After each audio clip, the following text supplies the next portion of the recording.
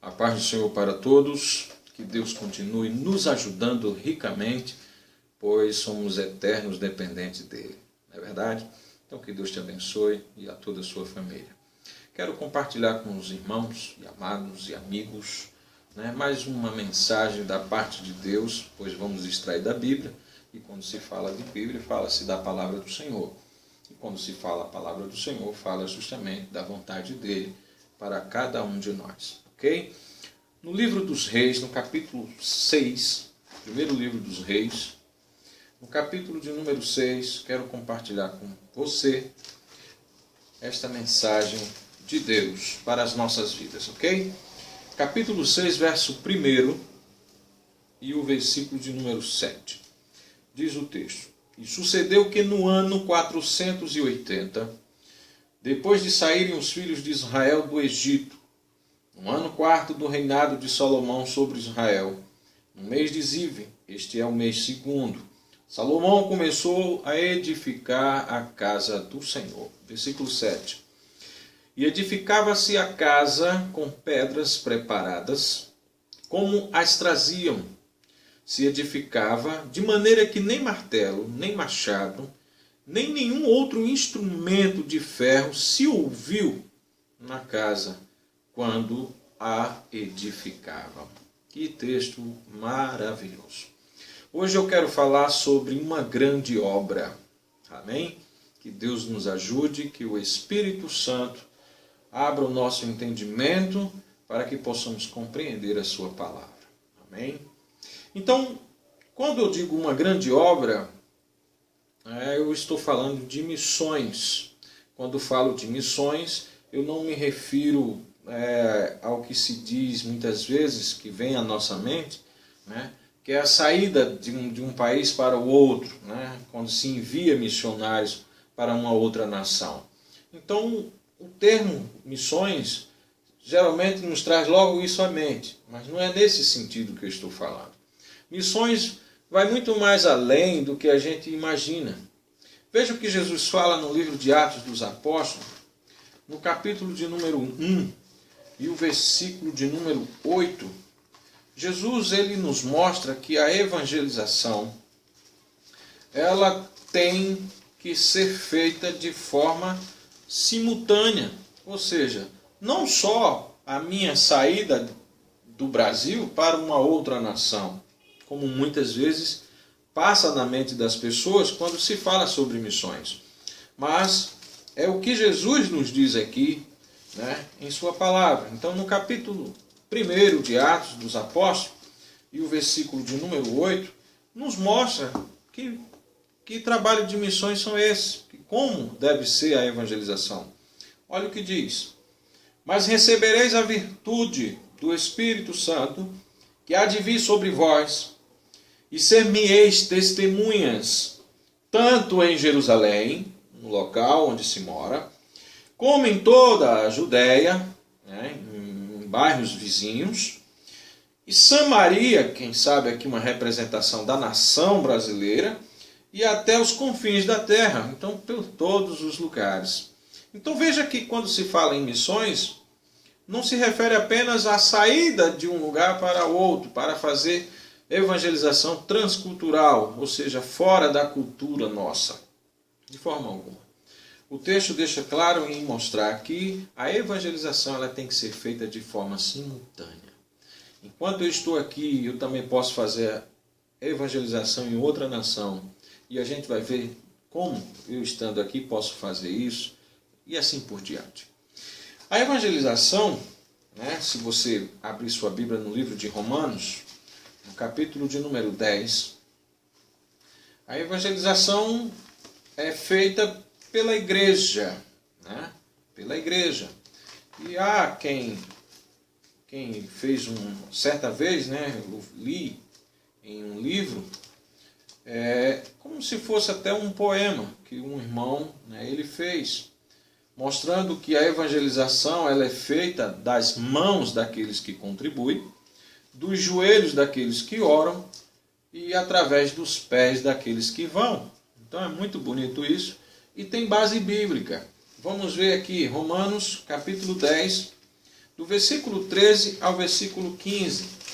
A primeira frase desse poema que eu acabei de falar, que a evangelização é feita através das mãos daqueles que contribuem. Olha o que diz, Romanos, capítulo 10, verso 13 ao 15. Porque todo aquele que invocar o nome do Senhor será salvo. Como, pois, invocarão aquele em quem não creram? E como é que crerão naquele que nem ouviram? E como ouvirão se não há quem pregue? E como pregarão se não forem enviados? Como está escrito, quão formosos são os pés dos que anunciam a paz e dos que anunciam coisas boas. Observe que numa das partes do versículo está dizendo, e como pregarão se não forem enviados? É claro que para que alguém saia do Brasil, por exemplo, para a Argentina, para o Uruguai, para Peru, para a Bolívia, para a África, enfim, para qualquer outra nação, é necessário, ser enviada essa pessoa. E essa pessoa, para poder ir, é claro que ela tem que ter uma base, um apoio financeiro. Alguém tem que bancar essa ida, a estadia deles lá. E isso deve ser feito pela igreja. Então, por isso que o irmão ele disse que a evangelização ela é feita pelas mãos daqueles que contribuem. Mas há também aqueles que não podem contribuir porque não têm condições, e nem aqueles que também podem ir, mas podem também evangelizar de joelho. Olha o que diz a Bíblia em 1 Timóteo, no capítulo de número 2, primeira carta a Timóteo, ou primeira epístola a Timóteo, no capítulo 2 e o verso de número 1 até o 4. Olha o que diz. Ademoesto-te, pois, antes de tudo, que se façam deprecações, orações, intercessões e ações de graças por todos os homens, pelos reis e por todos os que estão em eminência. Aqui pode ser uma referência aos presidentes hoje, os governadores, enfim, a todos aqueles que estão em liderança, para que tenhamos uma vida quieta e sossegada, em toda piedade e honestidade. Porque isto é bom e agradável diante de Deus, nosso Salvador, que quer que todos os homens se salvem e venham ao conhecimento da verdade. Não importa se o presidente, o deputado, o senador, enfim, seja na nossa nação ou em outra nação, sejam corruptos, são esses mesmos que necessitam de salvação. Jesus, quando veio ao mundo, os fariseus questionaram isso. Como é que ele fica no meio de publicanos e pecadores, cobradores de impostos, que naquela época eram as pessoas, as autoridades, que eram odiadas pelos fariseus e até mesmo pelo povo de Israel, por conta desses ensinamentos errados. Mas Jesus vem e diz, não necessita de médicos que estão bons, e sim os enfermos, mostrando que são todos esses que necessitam realmente da salvação. Então, observe que o texto é claro em nos mostrar, Paulo ele fala que se deve se fazer orações por todas as pessoas, por todos aqueles que estão em eminências, enfim, porque é agradável diante de Deus, o nosso Salvador, e que quer que todos os seres humanos se salvem. Então veja que a evangelização, ela tanto é feita como contribuindo para que alguém vá a outra nação, a outra localidade, falar do amor de Deus, como também pode ser feito por aqueles que não têm condições de contribuir, mas pode orar para que Deus venha fazer a obra na vida dessas pessoas e abençoar aqueles que foi. Mas também através dos pés dos que vão. Então vamos ver aqui Isaías, capítulo de número 52, e o versículo de número 7. O texto também que nos fala a respeito disso. Ele diz, quão suaves são sobre os montes os pés dos que anunciam as boas novas, e que faz ouvir a paz, que anuncia o bem, que faz ouvir a salvação, que diz a Sião, o teu Deus reina. Então veja que essas três passagens bíblicas que eu acabei de ler, diz que a evangelização pode ser feita dessa forma. Aqueles que são enviados, para aí tem que alguém contribuir, por aqueles que não vão, e nem tem condições de contribuir, mas oram para que a obra seja feita, e também por aqueles que vão, né? Porque alguém já está orando por ele e alguém já está financiando a ida dele.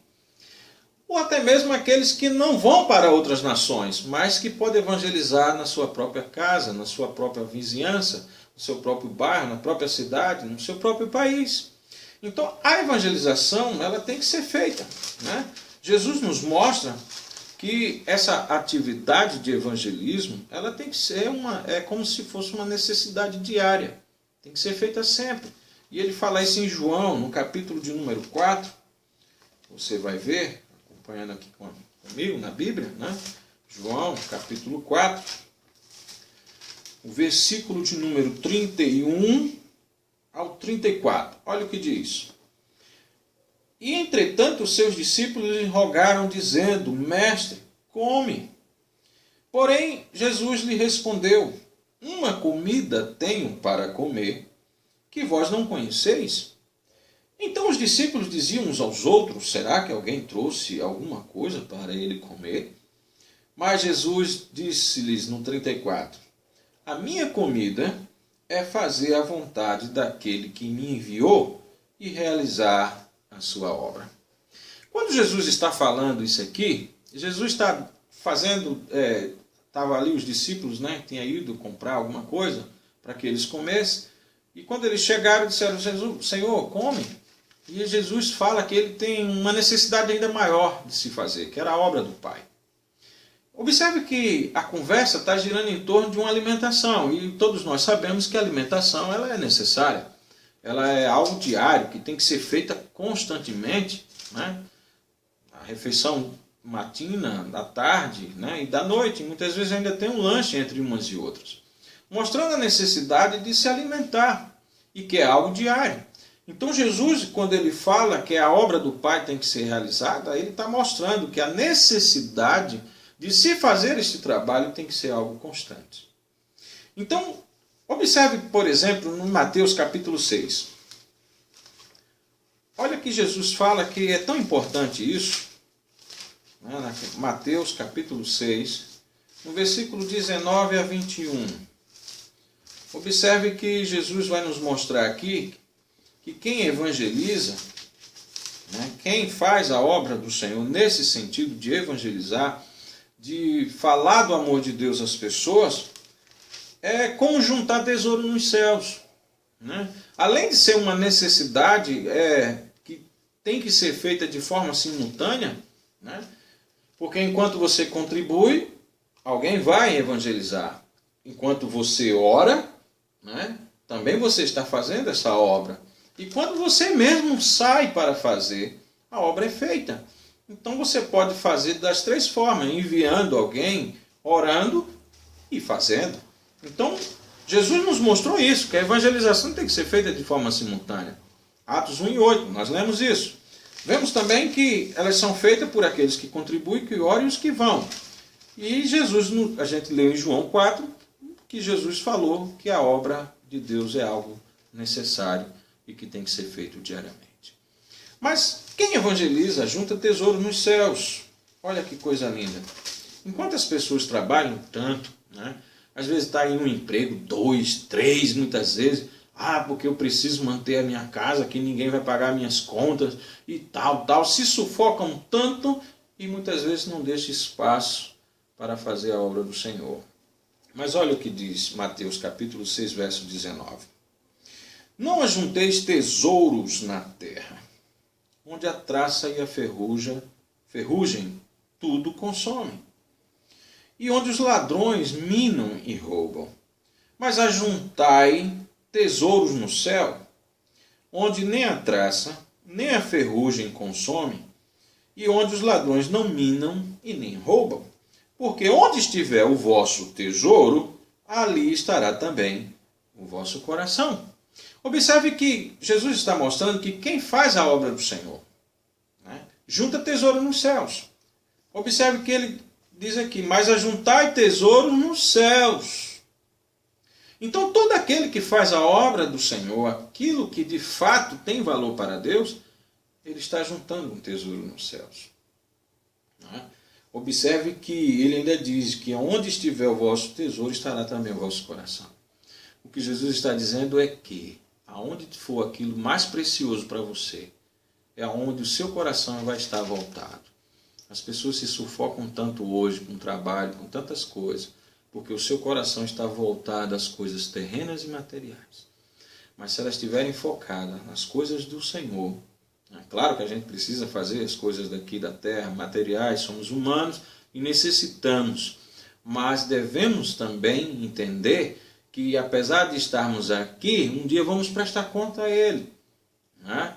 E aí, o que nós temos feito para Deus? Me fez lembrar aquela parábola que Jesus conta do rico insensato, me parece que é em Lucas 12, deixa eu ver aqui se é isso mesmo, Lucas capítulo 12, onde tinha um homem ali que estava tão preocupado em juntar as coisas aqui na terra, de ter, de possuir, e aí Jesus disse, louco, hoje mesmo, essa noite tua alma será pedida, e o que tu tens preparado para quem será? Vamos ver aqui, Lucas 12, versículo de número 16. E propôs-lhes uma parábola dizendo, a herdade de um homem rico tinha produzido com abundância.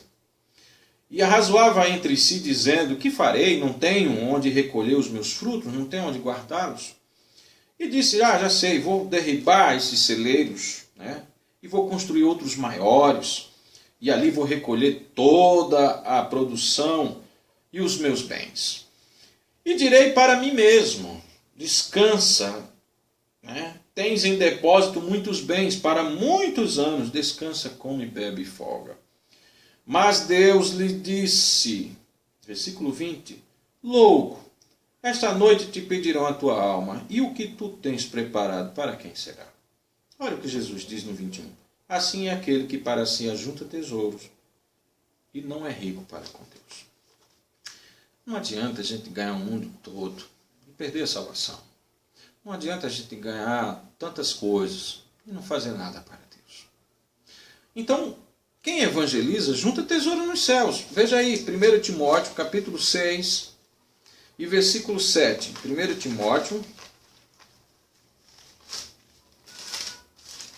capítulo 6, versículo 7. 1 Timóteo 6 e 7. Olha o que diz. Vamos ler do 7 em diante. Porque nada trouxemos para este mundo, e é certo que nada nós podemos levar dele. Nascemos sem nada e vamos morrer sem levando nada. Versículo 8. Tendo, porém, sustento e com que nos cobrirmos, estejamos com isso contentes. Mas os que querem ser ricos caem em tentação e em laço, e em muitas concupiscências loucas e nocivas, que submergem os homens na perdição e na ruína. Porque o amor do dinheiro é a raiz de toda espécie de males. E nessa cobiça, alguns se desviaram da fé e se transpassaram a si mesmos com muitas dores. Mas tu, ó homem de Deus, ó mulher de Deus, foge destas coisas e segue a justiça, a piedade, a fé, o amor, a paciência, a mansidão.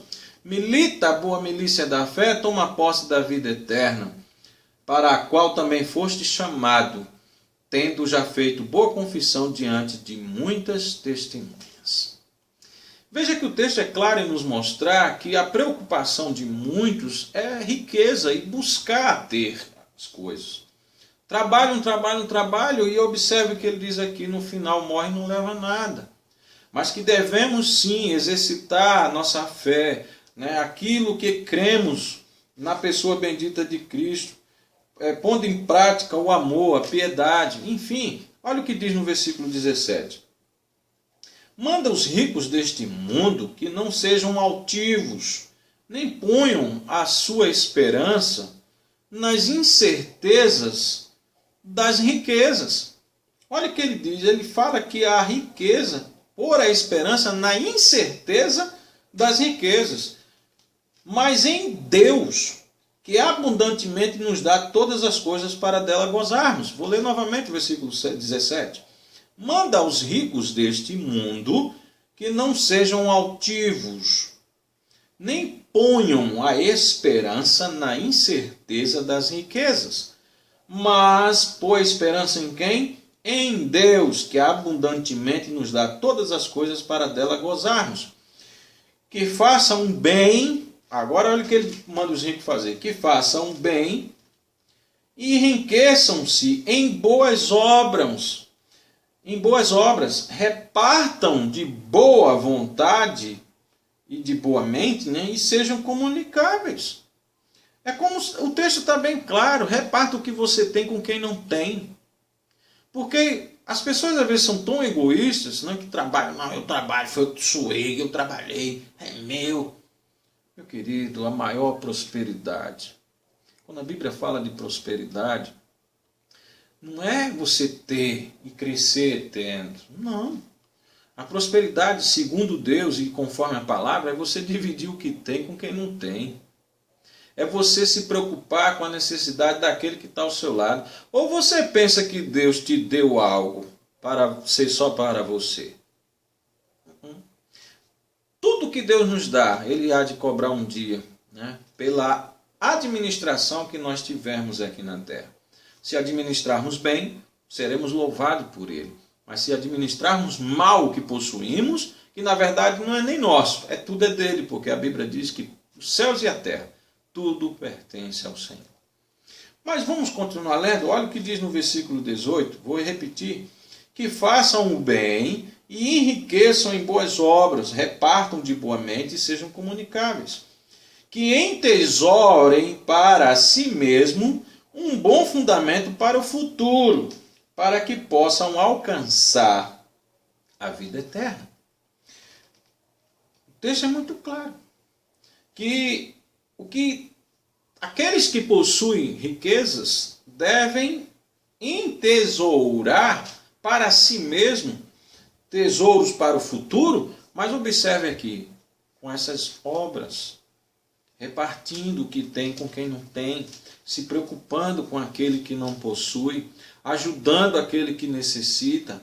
Então, e a Bíblia fala aqui que não se deve colocar a esperança naquilo que possui, porque é incerto, mas colocar a esperança em Deus, que é Ele que dá a todos, como ele diz aqui, né, que Deus é quem dá abundantemente a todos todas as coisas para que dela gozemos. Então tudo pertence ao Senhor. Abra sua Bíblia, vamos continuar meditando na palavra do Senhor. Veja que quem evangeliza, né, e observe que estamos falando sobre isso, a evangelização, a grande obra, uma grande obra que está diante de nós para realizarmos, para fazermos enquanto é tempo. Seja orando, seja contribuindo, seja indo, mas que possamos fazer de forma simultânea, diária, de forma necessária, com amor, com carinho, né? Entendendo que tudo pertence a Deus. Quem evangeliza terá, tem e terá sempre motivo para se alegrar. Veja aí, Salmo 126. Salmo 126. Quem evangeliza tem e terá motivos para se alegrar. Aliás, Salmo 126, eu vou ler o Salmo 126, mas antes do 126 vamos ler João 4 e 36. Depois nós vamos ler Salmo 126. João 4 e 36, olha o que diz. E o que ceifa recebe galardão, recebe recompensa. Aquele que colhe recebe recompensa. E ajunta fruto para a vida eterna, para que assim o que semeia como o que ceifa, ambos se regozijem. Observe que quem evangeliza tem e terá motivo de se alegrar, ok? Porque ele diz, aquele que ceifa recebe galardão, aquele que junta para a vida eterna, para que assim o que semeia, o que planta, o que evangeliza, que semeia a semente, que é a palavra, né? Como também aquele que vai colher, ambos se regozijem. Olha o que diz agora no Salmo 126 e o versículo 5 e 6. É espinhoso, não é fácil, evangelizar não é fácil, é espinhoso, mas tem dificuldade, mas se alegrará por fazer isso. Olha o que diz. Salmo 126, versos 5 e 6. Os que semeiam em lágrimas vão colher com alegria. Aquele que leva a preciosa semente andando e chorando, voltará sem dúvida com alegria, trazendo consigo os seus molhos. Observe que o texto é claro.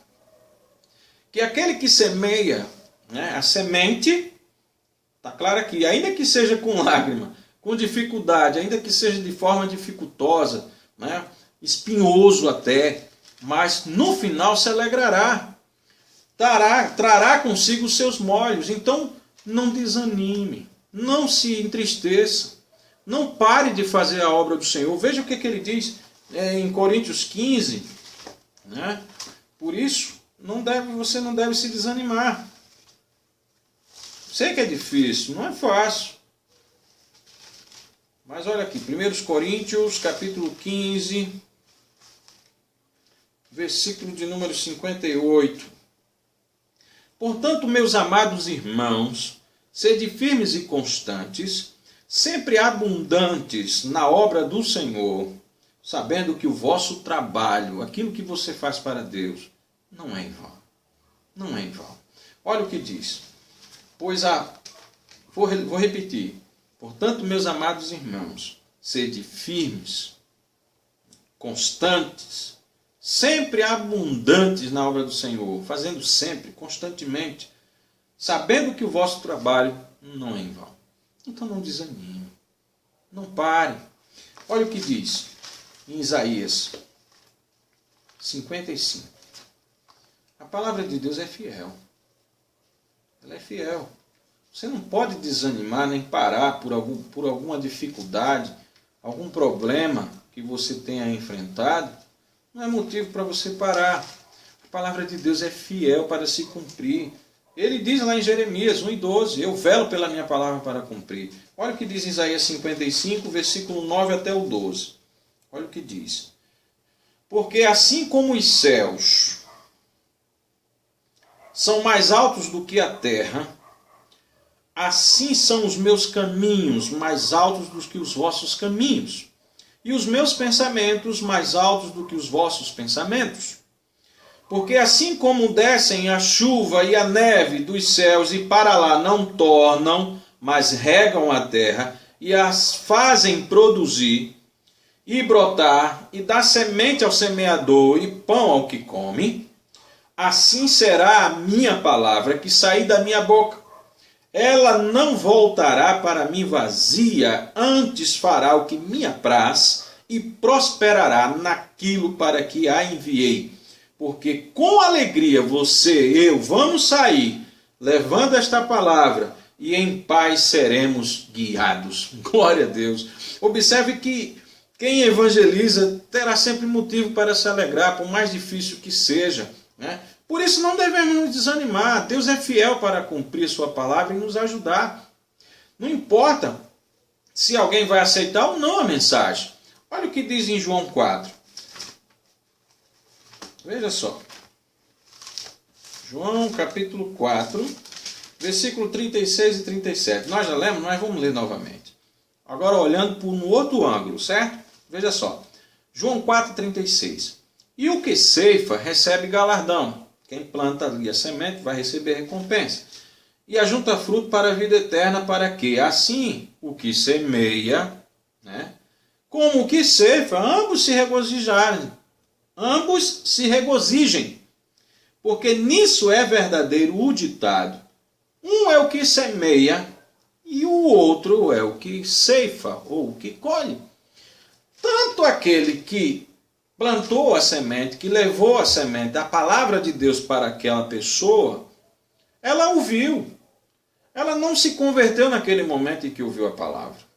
Ela não aceitou a Jesus naquele momento. Mas você fez a sua parte. Eu já fiz a minha parte, você já fez a sua. Mas aí vem outro que não evangelizou. Aí chega lá e diz, você quer aceitar Jesus? Ele aceita. E aquela alma é salva para a glória de Deus, Mas a recompensa é tanto para aquele que plantou a palavra como aquele que está colhendo aquela alma. É o que o texto está dizendo no versículo 37. Porque nisso é verdadeiro o ditado.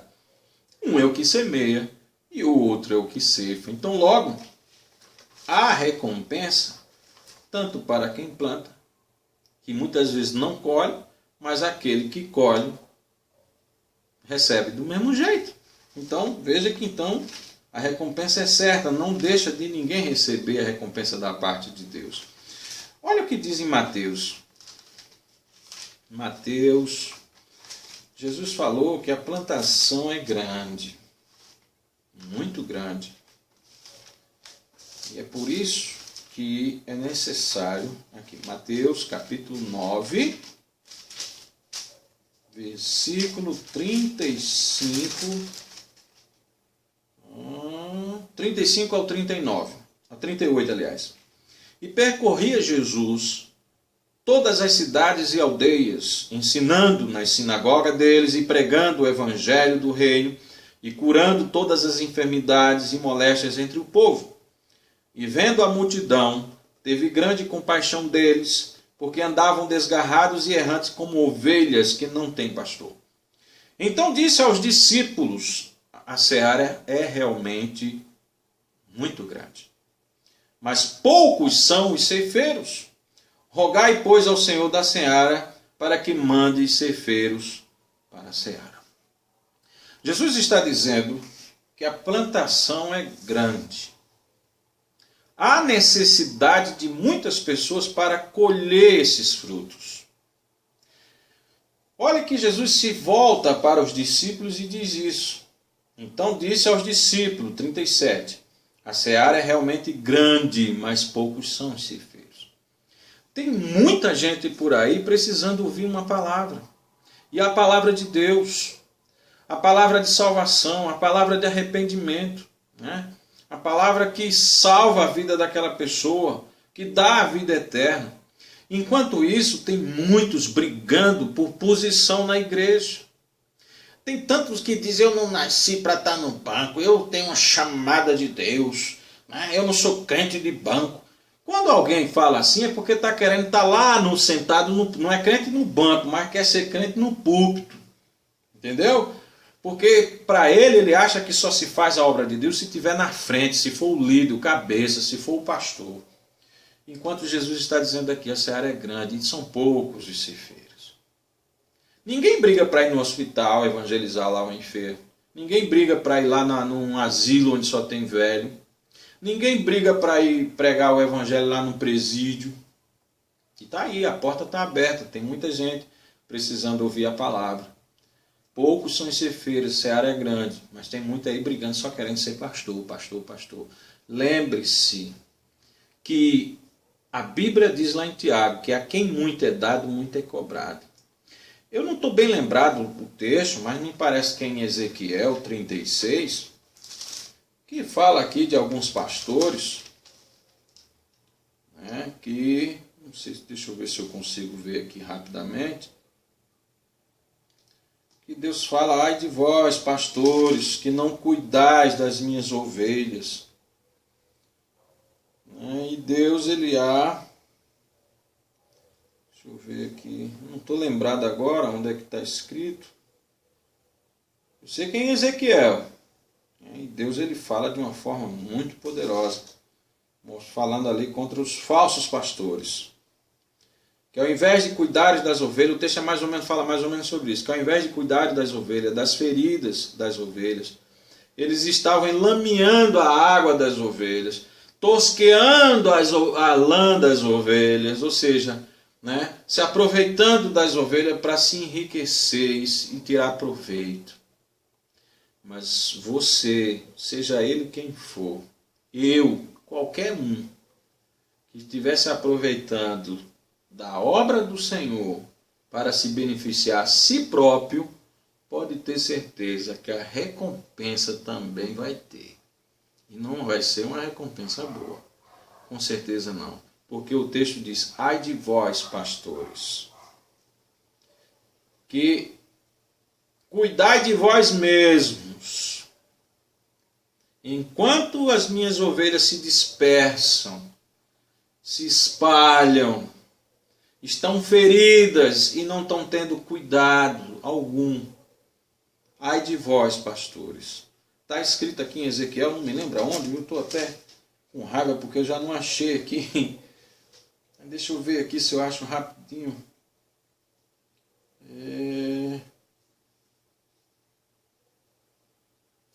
Ezequiel. Depois eu vou procurar esse texto com mais calma. De repente, daqui para o final, me lembro. Ezequiel 34. Achei. Olha o que diz. Começar do primeiro. E veio a minha palavra do Senhor dizendo: Filho do homem, profetiza contra os pastores de Israel. Profetiza e dize aos pastores, assim diz o Senhor Jeová: ai dos pastores de Israel que se apacentam a si mesmos. E não apacentarão os pastores as ovelhas? Deus está dizendo, não é para o pastor apacentar as ovelhas? Por que eles estão apacentando a eles mesmos? Claro que os pastores aqui, que Deus está se referindo, eram aos líderes, aos reis, aqueles que estavam em iminência na época. Mas não deixa de ser uma referência, né, uma contextualização para os nossos dias. Veja que eu li um texto em Mateus 9 que Jesus disse: a seara é grande, mas poucos são os ceifeiros. E as pessoas ficam se matando. Eu não estou aqui falando mal de pastor, não. E se a carapuça se vir, eu não posso fazer nada. A palavra de Deus é essa. Não tenho nada a ver com isso. Vai reclamar com ele. Mas o que eu quero dizer aqui, que eu estou mostrando, é o quê? Enquanto muitos estão brigando, é isso que eu estou falando. Enquanto muitos estão brigando, querendo posição, dizendo que não foi chamado para estar sentado no banco, tal, porque é para fazer a obra, mas a intenção é estar na liderança, estar na frente de uma igreja, enquanto muitos estão preocupados em só estar por cima ali, na liderança, mas se esquece que a cobrança vai ser muito maior. Então, é isso que eu estava mostrando anteriormente. Se você voltar um pouco o vídeo, você vai ver que é isso que eu estou falando. Agora, se serve, aí não é comigo. Mas olha o que diz aqui. Versículo 2, né? Filho do homem, profetiza contra os pastores de Israel, profetiza e diz aos pastores, assim diz o Senhor Jeová: ai dos pastores de Israel que apacentam a si mesmo. Ora, não é para os pastores apacentar as ovelhas? Olha o que ele diz no versículo 3: comei a gordura e vos vestis da lã e degolais o cervado, mas não apacentai as ovelhas. A fraca você não fortaleceu, a doente você não curou, e a quebrada não ligaste, e a desgarrada não tornaste a trazer, e a perdida você não foi atrás para buscar, mas dominais sobre elas com rigor e dureza. Assim se espalharam por não haver pastor, e ficaram para pasto de todas as feras do campo, e portanto se espalharam. Se você continuar lendo aqui, Ezequiel 34, você vai ver que Deus está indignado com aqueles que estavam na liderança e não estavam cuidando das ovelhas como era para cuidar. Mas estavam se aproveitando das ovelhas para tirarem proveitos. E olha o que o texto é claro: ai de vós, pastores. Se você continuar lendo, Deus vai dizer de forma muito forte que vai prestar conta, vai querer prestar conta com você, comigo ou com qualquer um que esteja se aproveitando das coisas de Deus para se beneficiar a si mesmo.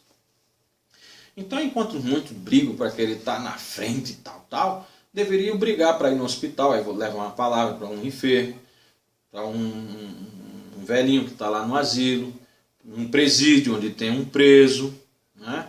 Num orfanato onde tem pessoas, enfim, ninguém quer ir para esses lugares. Já percebeu isso?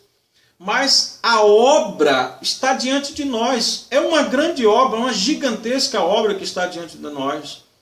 E precisamos fazer essa obra enquanto é tempo. Até o apóstolo Paulo ele diz: me importa, é obrigação minha pregar o evangelho. E ai de mim se não o fizer.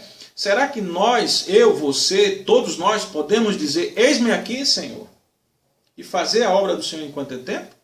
Porque a plantação é grande e Deus não quer perder essa plantação. Veja o que diz. E quando ele fala de plantação aqui, é claro que Jesus estava fazendo a referência, se você ler novamente em Mateus, no capítulo 9, vamos ler logo antes de ir lá em Pedro, para a gente relembrar o que estamos lendo. Jesus disse que viu a multidão, versículo 36, e vendo a multidão, teve grande compaixão deles, porque andavam desgarrados, errantes, como ovelhas que não têm pastor. Aí é quando ele diz, a seara realmente é grande, ele está se referindo às pessoas. A plantação que Jesus fala aqui são as pessoas. Os frutos daquilo que foi plantado eram essas pessoas que precisavam ser colhidas. Tá? Então veja, Deus não quer perder essa plantação. Segunda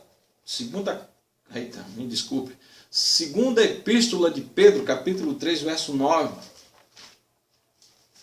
Segunda epístola de Pedro, ou segunda carta de Pedro, né? Capítulo 3, verso 9. Deus não quer perder essa plantação. Deus não quer perder essas pessoas. 3 e 9. Segunda carta de Pedro, aliás, eu estava na primeira. 3 e 9. O Senhor não retarda a sua promessa, ainda que alguns a tenha por tardia, mas ele é longânimo para convosco, não querendo que alguns se percam, senão que todos venham a arrepender-se. A vontade de Deus é que todos se arrependam. E é necessário que para que eles se arrependam, ouçam a palavra. Romanos 10, nós lemos isso. É necessário que ouça a palavra, porque como é que vão invocar aquele que não ouviram? Como é que vão invocar aquele que não creram? E como é que vão crer se não há quem pregue? Então observe que eu preciso fazer isso, você precisa fazer isso. Então Deus não quer que ninguém se perca. Ele não tem prazer nessa perca, de forma alguma. Ezequiel capítulo 18, olha o que diz. Ezequiel 18. As pessoas se preocupam tanto com as coisas daqui, materiais, e se esquecem que as principais, as que não se perdem, como Jesus mesmo falou, que não enferrujam, né? não é roubada, né, por ladrões, é para juntar nos céus, não na terra. Então olha o que diz Ezequiel 18, versículo 30 ao 32. Portanto eu vos julgarei a cada um conforme os seus caminhos. Ó casa de Israel, diz o Senhor Jeová, vinde e convertei-vos de todas as vossas transgressões, e a iniquidade não vos servirá de tropeço. Lançai de vós todas as vossas transgressões com que transgredistes, e criai em vós um coração novo e um espírito novo. Pois por que razão morrereis, ó casa de Israel? Porque eu não tomo prazer na morte do que morre, diz o Senhor Jeová. Convertei-vos, pois, e vivei. Claro que Deus estava falando aqui para Israel, mas essa passagem também serve para nós. Não é da vontade de Deus que um pecador se perca, morra. Ele diz a morte do que morre. A separação eterna daquele que morre sem Cristo, sem salvação. Porque não tenho prazer, diz o Senhor. Ele diz aqui na sua palavra. Então por isso por isso que Deus ele levantou mensageiros. João 15, por isso que Deus ele levantou mensageiros para levar a mensagem de Deus, para anunciar o Evangelho. E quando eu falo de Evangelho, eu estou falando da mensagem. Evangelizar é anunciar essa mensagem. Ou anunciar o Evangelho. Quem evangeliza, anuncia. Anuncia o quê? A mensagem. E a mensagem é o Evangelho. Ok? O Evangelho é a mensagem. Evangelizar é anunciar essa mensagem. Já o evangelismo, vou ler aqui em João, já me esqueci até onde que eu ia ler. João 15,16. João 15,16. Então, por isso Deus levantou mensageiros para anunciar o Evangelho. Ok? Então, evangelizar é anunciar essa mensagem. A mensagem é o Evangelho, que é a boa notícia, que Cristo veio para salvar o mundo. Ok? Eu estou em Lucas. João 15,16. Então, o evangelismo nada mais é que a forma, a técnica, o método, a estratégia usada na evangelização. A forma como você vai usar para alcançar alguém é que é chamada de evangelismo. Ok? Então vamos lá, João 15 e 16. Está aqui. Diz o texto: não me escolhestes vós a mim, mas eu vos escolhi a vós. E vos nomeei para que vardes e deis fruto, e o vosso fruto permaneça, a fim de que tudo quanto em meu nome pedirdes ao Pai, Ele vos conceda. Observe que Jesus acabou de dizer aqui: não foram vocês que me escolheram, mas eu escolhi vocês. E vos nomeei. E vos nomeei para que vocês vá, né? Anuncie a palavra e deem frutos. Marcos 16 e 15. Marcos 16 e 15. Marcos 16 e 15. E disse-lhe: ide por todo o mundo e pregai o meu evangelho. Então, o evangelho é a mensagem. Ok? Anunciar essa mensagem quer dizer evangelizar, é anunciar essa mensagem. Já o evangelismo é a forma, um método, a técnica, né? A estratégia que você vai usar na hora de fazer essa evangelização. Então o evangelismo ele deve ser transmitido de tal forma que o ser humano compreenda perfeitamente, né, a necessidade de Jesus na sua vida. Vou repetir, o evangelismo é transmitir a mensagem de forma compreensível, né, de forma simples, mas que seja compreensível de tal forma que a pessoa entenda a necessidade de se ter Jesus na vida. Então, logo, a evangelização não é atacar a religião de ninguém. Né? Evangelização não é atacar as tradições das pessoas ou as tradições das denominações. Tem crente que quando sai para evangelizar fica falando que a igreja A, a igreja B é assim, é assado. Evangelismo não é isso. Não é querer também transformar a vida das pessoas. Né? Tem gente que quer mudar as vidas das pessoas. Não é assim. Quem muda o coração de um ser humano é o Espírito Santo. É Ele, Jesus foi quem disse que é Ele quem vai convencer o homem do pecado, da justiça e do juízo.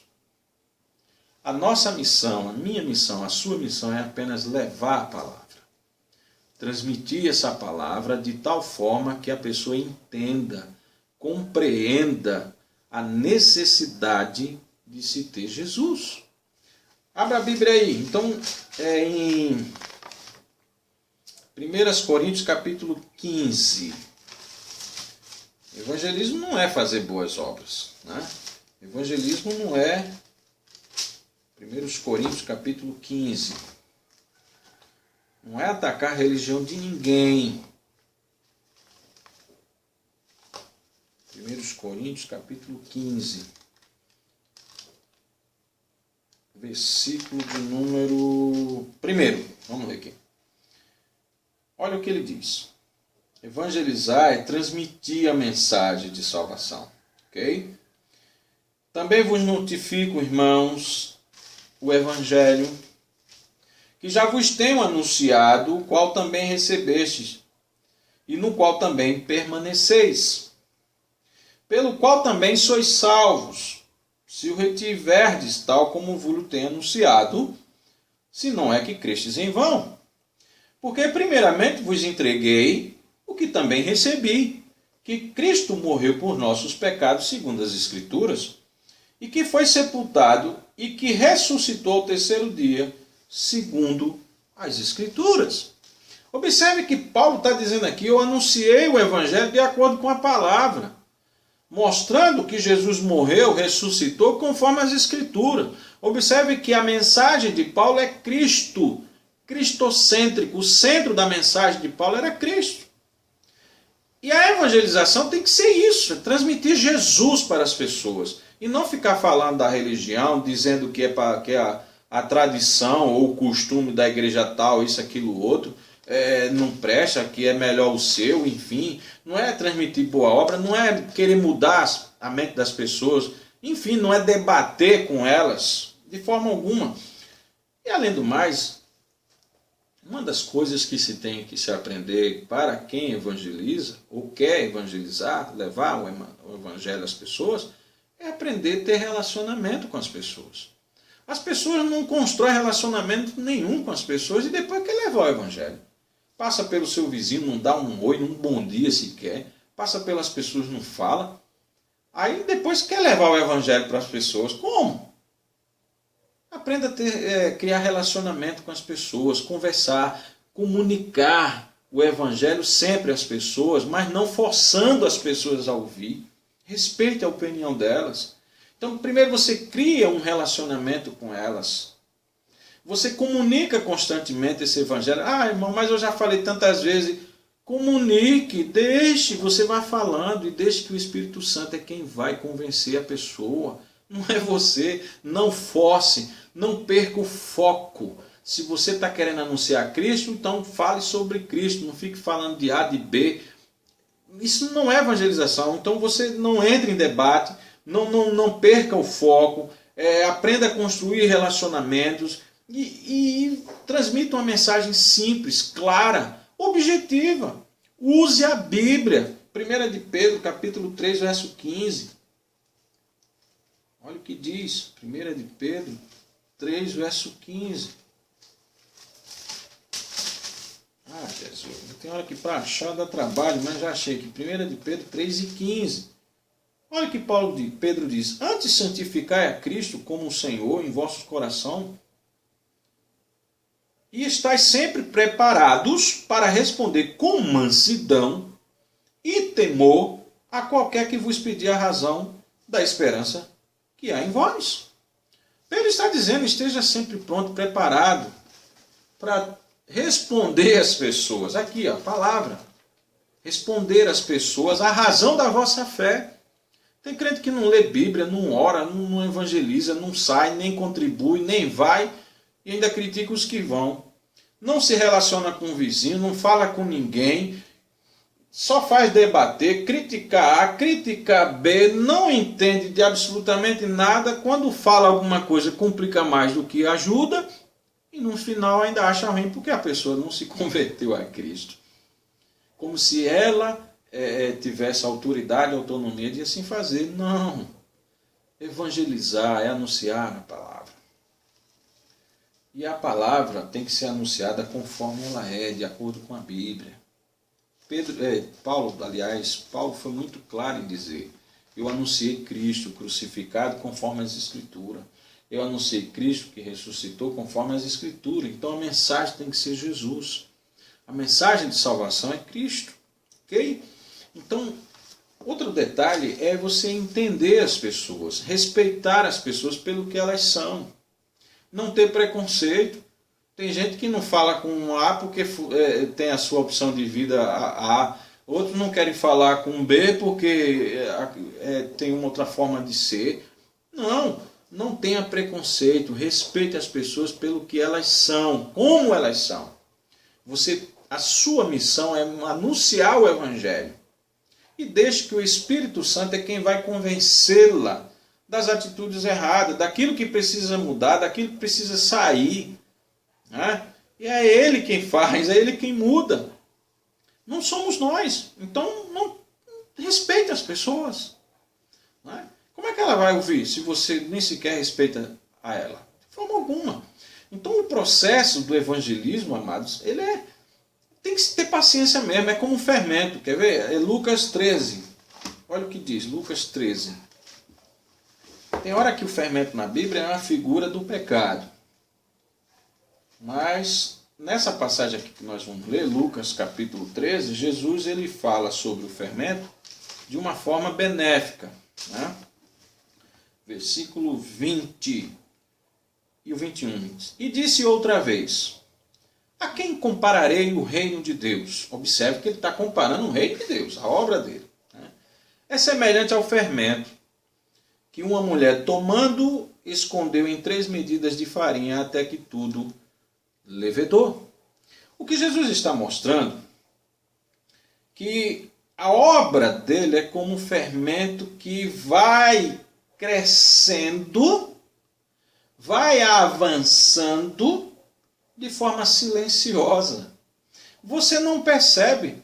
Você pode colocar um fermento numa massa e deixar lá, e pode ficar observando lá. Você percebe que ela vai crescendo de uma forma silenciosa. Você nem percebe quando pensa que não está lá, ó, aquela massa. Então, Jesus está dizendo que o reino dos céus é comparado a um fermento. Ele vai crescendo, avançando de uma forma silenciosa. Foi a leitura que nós fizemos. Olha aqui, 1 de Reis, capítulo 6 e verso 7. Foi a leitura que nós lemos. E edificava-se a casa com pedras preparadas, como as traziam. Se edificava, observa, as pedras, os tijolos, vamos falar assim, tijolos, e ia edificando, crescendo, de maneira que nem martelo, nem machado e nem nenhum instrumento de ferro se ouviu na casa quando ela estava sendo edificada. A casa foi construída desde a sua base, que no caso aqui é uma referência ao templo, né, que foi construído. Desde a sua base foi construindo, foi crescendo, crescendo, e não se ouviu som de martelo, de machado, nada de ferro. Mostrando que aquela obra foi crescendo de forma silenciosa. Ora, isso foi Salomão construindo, e a Bíblia fala que Jesus é maior do que Salomão. E observe que ele está construindo um gigantesco templo espiritual. Jesus, primeira carta de Pedro, capítulo 2, e verso de número 5, diz que nós somos essas pedras espirituais. 1 de Pedro 2 e 5. Vós também, como pedras vivas, sois edificados, casa espiritual, sacerdócio santo, para oferecer de sacrifícios espirituais agradáveis a Deus por Jesus Cristo. Então Jesus é maior do que Salomão. Se Salomão construiu um gigantesco templo, que naquela época era uma das maiores maravilhas do mundo, de forma silenciosa, e Jesus é maior do que Salomão. E ele está construindo um gigantesco templo vivo, espiritual, onde eu e você somos essas pedras espirituais que, unindo-nos, vai se crescendo. E na medida que a gente vai levando a palavra, vai anunciando o Evangelho, outros vão se convertendo e esse templo vai crescendo. Você não está vendo, eu também não. Assim como o fermento, a gente não vê, mas está crescendo, crescendo. E naquele dia, diz a Bíblia, lá em Apocalipse, que os anjos, louvavam a Deus dizendo: grandioso és tu, digno é o Cordeiro, porque ele foi morto e reviveu, e com o seu sangue comprou para Deus povos de todas as raças, línguas, tribos e nações. E a Bíblia fala que multidões de multidões, milhares de milhares, a qual não dava para contar. Então, naquele dia nós vamos ver, aleluia, o tamanho dessa obra que está sendo feita. Mesmo que seja com espinho, mesmo que seja dificultoso, mesmo que muitas vezes venha o desânimo, mas não desanime. Deus é fiel para nos ajudar, para nos socorrer, nos sustentar e nos dar a palavra. Porque a Bíblia fala que não vai faltar semente no celeiro. Glória a Deus. Então temos a palavra de Deus para anunciar. Então o reino de Deus, ele avança de forma silenciosa e de maneira poderosa. Vamos ver aqui, vamos terminar em Lucas capítulo 13. O reino, ele avança de forma silenciosa e de maneira poderosa. Lucas 13, versículo 18 e 19. E dizia: a que é semelhante o reino de Deus? E a que eu compararei? É semelhante ao grão de mostarda, que um homem tomando lançou na sua horta, e cresceu, e fez-se grande árvore, e em seus ramos se aninharam as aves do céu. Bem, eu nunca vi uma semente de mostarda, mas já ouvi alguém dizer que é a semente de mostarda do tamanho da ponta da cabeça de uma agulha, bem pequenininha. Aos nossos olhos, insignificante.